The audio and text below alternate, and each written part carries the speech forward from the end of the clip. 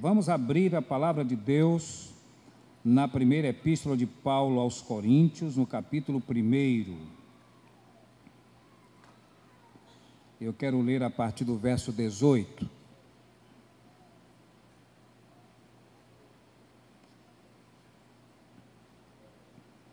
Primeiro aos Coríntios, capítulo 1, a partir do verso 18. Pois a palavra da cruz é insensatez para os que estão perecendo, mas para nós que estamos sendo salvos é o poder de Deus. Pois está escrito: destruirei a sabedoria dos sábios e anularei a inteligência dos inteligentes. Onde está o sábio? Onde está o instruído? Onde está o questionador desta era? Por acaso Deus não tornou absurda a lógica deste mundo? Visto que na sabedoria de Deus o mundo por sua própria sabedoria não o conheceu, foi do agrado de Deus salvar os que creem por meio do absurdo da pregação. Pois enquanto os judeus pedem sinais e os gregos buscam sabedoria, nós pregamos Cristo crucificado, que é motivo de escândalo para os judeus e absurdo para os gentios. Mas para os que foram chamados, tanto judeus como gregos, Cristo é o poder de Deus e sabedoria de Deus, porque o absurdo de Deus é mais lógico que os homens, e a fraqueza de Deus é mais forte que os homens. Amém. Vamos orar. Senhor, nosso Deus bendito, Deus querido, Deus eterno, todo-poderoso Deus, em cuja presença nos encontramos neste lugar onde o Senhor tem nos abençoado, tem falado ao nosso coração. Recebe a gratidão dos nossos corações por esses momentos preciosos em Tua presença. E agora, abre o nosso entendimento e prepara o nosso coração como uma terra adubada para receber a Tua semente, a semente do Evangelho. Esconde-nos atrás da cruz de Cristo. E que as palavras dos meus lábios e o meditar do meu coração sejam agradáveis em Tua presença, ó Senhor, rocha minha e Redentor meu. Amém. Amém? Loucura.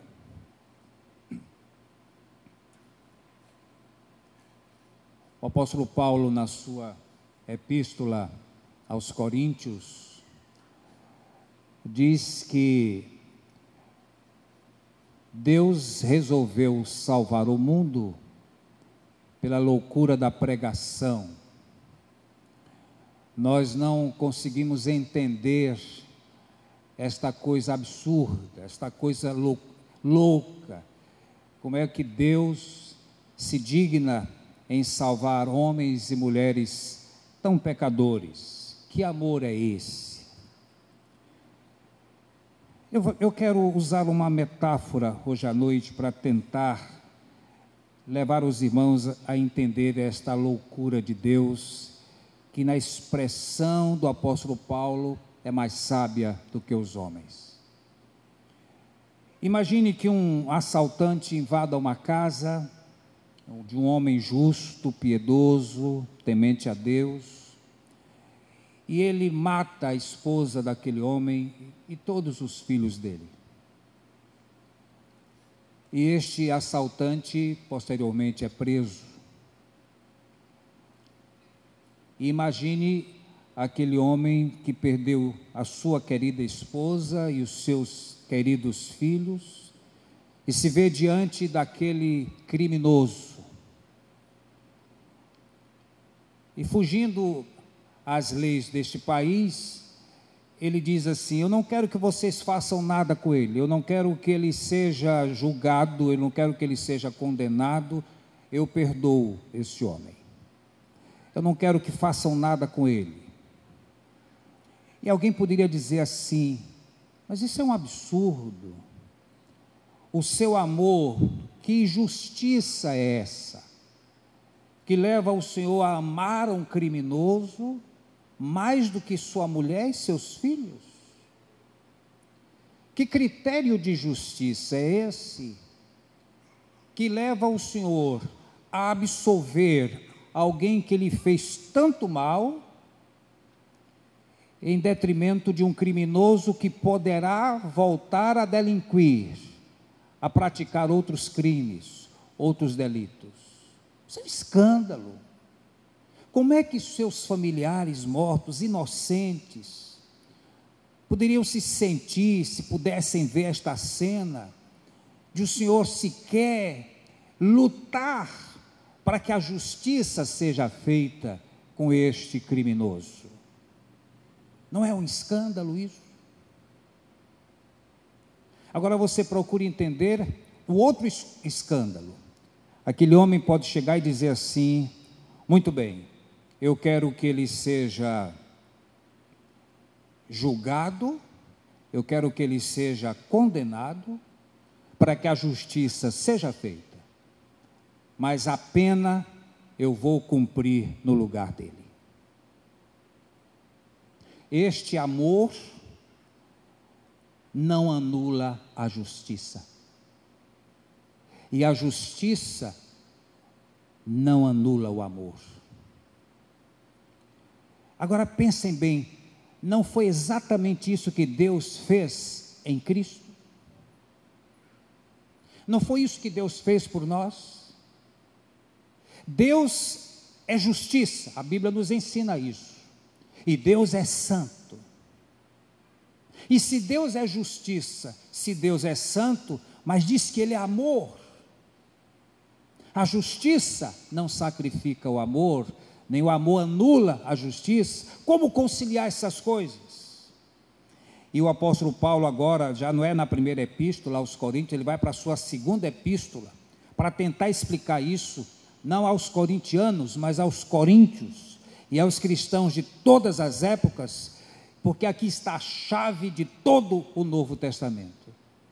Lá na segunda epístola de Paulo, no capítulo 5, o apóstolo Paulo vai nos ensinar isso. Ele vai dizer: pois Deus estava em Cristo, no verso 19, reconciliando consigo mesmo o mundo, não levando em conta as transgressões dos homens, e nos encarregou da mensagem da reconciliação. Deus estava em Cristo. Então vejam bem, Deus é justo, é santo, é bom, e um crime foi praticado, o pecado invadiu o mundo. Como é que Deus vai passar a mão na cabeça do pecador e deixar que ele vá e siga impune? Deus não pode fazer isso. Até porque o céu, para onde vão os pecadores lavados pelo sangue precioso de Jesus, não é antro, não é albergue, não entra coisa impura, não entra coisa contaminada, só entra nos céus que foram lavados no sangue do Cordeiro, porque Deus é justo. Mas Deus fez isso. Então o que foi que Deus fez? Deus enviou seu Filho, para que a justiça fosse feita, porque Deus não podia deixar o pecado impune, não podia deixar o pecador impune. Então o que foi que Deus fez em Cristo? Ele veio nos reconciliar com o Pai. O pecado é um crime de lesa majestade. Qualquer pecado que cometemos agride o coração do Deus santo, justo. Então Jesus veio como aquele cordeiro, como aquele arquétipo, aquele tipo, aquela tipologia do Velho Testamento, do cordeiro sem defeito, que o sangue precisava ser derramado pela expiação dos pecados do povo. No Velho Testamento aquele cordeiro era sem defeito. Então Cristo vem e se torna esse cordeiro. O profeta Isaías diz que, falando de Jesus, como um cordeiro foi levado ao matadouro, e como ovelha muda perante os seus tosqueadores, ele não abriu a sua boca. E lá no Novo Testamento vem João o Batista e diz: eis o Cordeiro de Deus que tira o pecado do mundo. Eis o Cordeiro de Deus. Então Cristo veio para ser este Cordeiro. Então o que Cristo fez, nos diz o apóstolo Paulo?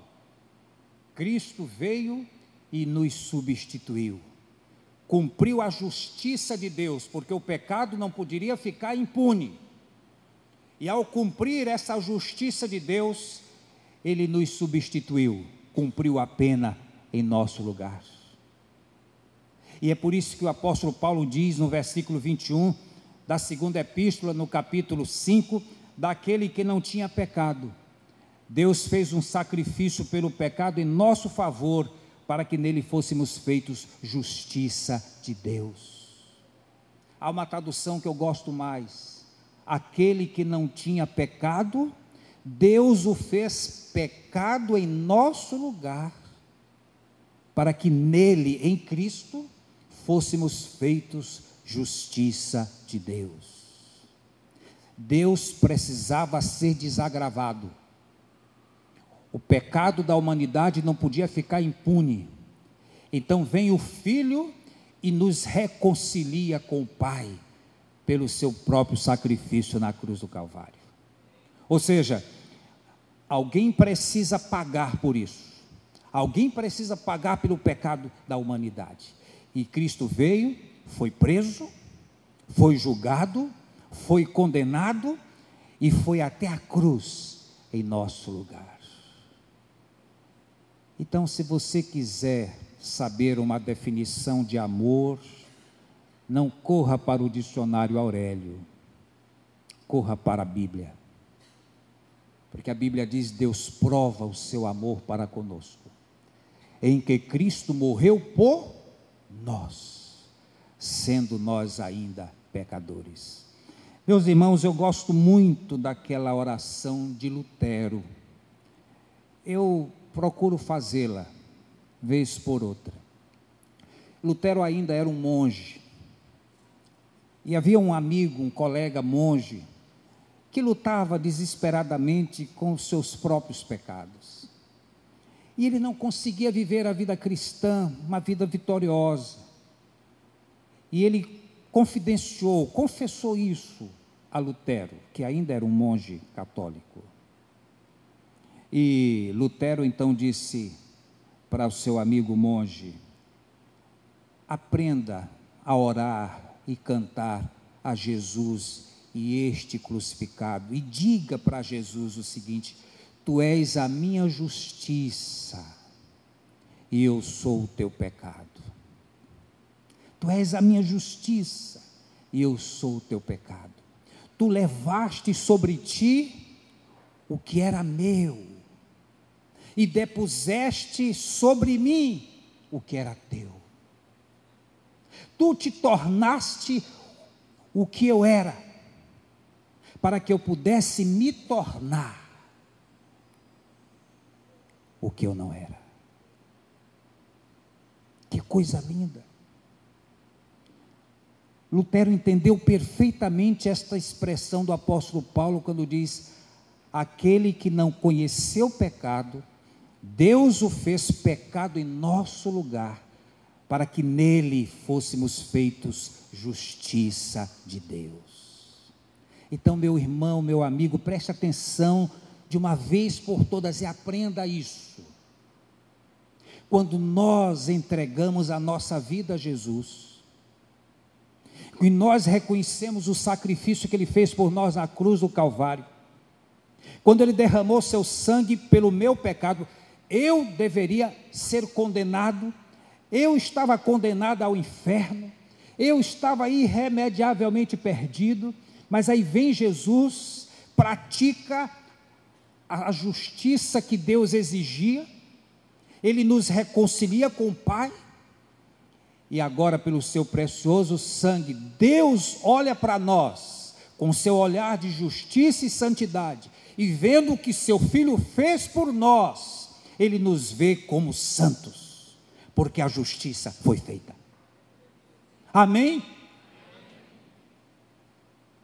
Essa é a chave de todo o Novo Testamento.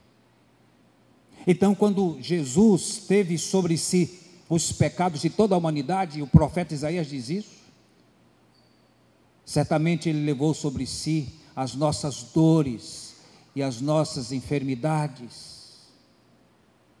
Todos nós andávamos desgarrados como ovelhas, mas o Senhor fez cair sobre Ele a iniquidade de todos nós. O Senhor fez cair sobre ele a iniquidade de todos nós. Nossos pecados foram colocados sobre o Cordeiro. E é por isso que podemos entender uma das 7 palavras da cruz, quando Jesus diz: Deus meu, por que tu me desamparaste? Porque naquele momento em que os pecados de toda a humanidade foram colocados sobre a vida imaculada de Jesus, o Pai não conseguiu olhar para o Filho. Meus irmãos, percebam, quando nós pecamos contra Deus, nós agredimos, é um pecado de lesa majestade, e nós só não estamos perdidos, porque um dia nós depositamos a nossa confiança naquele que cumpriu a justiça de Deus, para que nele, em Cristo, fôssemos feitos justiça de Deus. Mas o pecado não podia ficar impune. Alguém tinha que pagar por ele. Sem derramamento de sangue não há remissão. Isso era feito no Velho Testamento. E no Novo Testamento, o sangue precioso do Cordeiro foi derramado por nós. É por isso que o apóstolo Pedro diz: sabendo que não foi mediante coisas corruptíveis, como a prata ou ouro, que fostes resgatados da vossa vã maneira de dizer, que por tradição herdastes dos vossos pais, mas pelo precioso sangue, o sangue de um cordeiro sem defeito e sem mácula, o sangue de Cristo. O sangue de Cristo. Há um velho hino do cantor cristão, que nós cantávamos há muitos anos, aqui talvez só a irmã Emília se lembre, que dizia assim: o sangue de Jesus me lavou, me lavou. O sangue de Jesus me lavou. Alegre cantarei, louvores ao meu Rei, ao meu Senhor Jesus que me salvou. E há um outro hino do cantor cristão que dizia: eis a escrava resgatada, grande preço Cristo deu, não foi ouro nem foi prata, foi o sangue que verteu. Então, meus queridos irmãos, quando a igreja de Jesus se reúne em adoração ao Filho, que cumpriu a justiça de Deus, para que nele fôssemos feitos justiça de Deus. Então ele olha para mim e para você, e ele vê em nós pessoas que foram lavadas pelo sangue do Cordeiro. Se fosse olhar de outra forma, estaremos todos perdidos. É por isso que o salmista diz: se contemplares a iniquidade, quem subsistirá, ó Deus? Se atentares para o pecado, quem subsistirá? Parece que o salmista já conhecia aquela música de Bezerra da Silva: se gritar, pega ladrão, não fica um, meu irmão. A Bíblia diz: todos pecaram e carecem da glória de Deus. Não há um justo, não há um sequer. Portanto, meus irmãos, sabe qual é a participação do pecador na salvação? Nenhuma. Apenas reconhecer o seu pecado e dizer, como Lutero ensinou ao seu colega monge: tu levaste sobre ti o meu pecado. Tu levaste sobre ti o que eu era e depuseste sobre mim o que eu não era. Meus queridos irmãos, se nós entendermos isso, nós podemos viver a vida cristã em novidade de vida. É por isso que Paulo diz: se alguém está em Cristo, é nova criatura é, as coisas velhas já passaram, eis que tudo se fez novo. Então o diabo pode falar a você: e o seu passado? O meu passado foi lavado no sangue de Jesus. O meu passado foi jogado no mar do esquecimento. O meu passado foi jogado lá nas profundezas do mar, como nos diz o profeta Miqueias. O meu passado foi jogado às costas do nosso Deus, como nos diz o profeta Isaías. O cristão não tem passado, o cristão só tem futuro. E o seu futuro, a palavra de Deus ensina qual é. Um dia nós estaremos reunidos com o Cordeiro. Um dia nós vamos partir para a eternidade. E um dia nós vamos nos encontrar com aquele que nos salvou. E talvez você queira ver os sinais dos cravos nas mãos e nos pés. E no dia que eu partir, e que eu me encontrar o Salvador, eu quero beijar as mãos dele. Mãos que foram cravadas na cruz, pelo meu pecado, para que eu me tornasse justiça de Deus.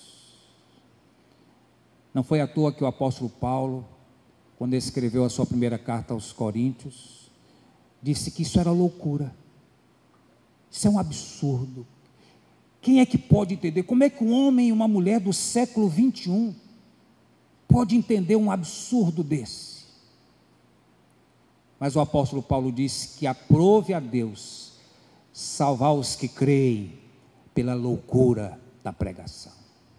Tanto gregos como judeus são salvos quando conseguem entender esta loucura de Deus, de dar o seu próprio filho em sacrifício, em propiciação pelos nossos pecados. Nós não merecemos absolutamente nada, mas ele nos amou e deu prova disso.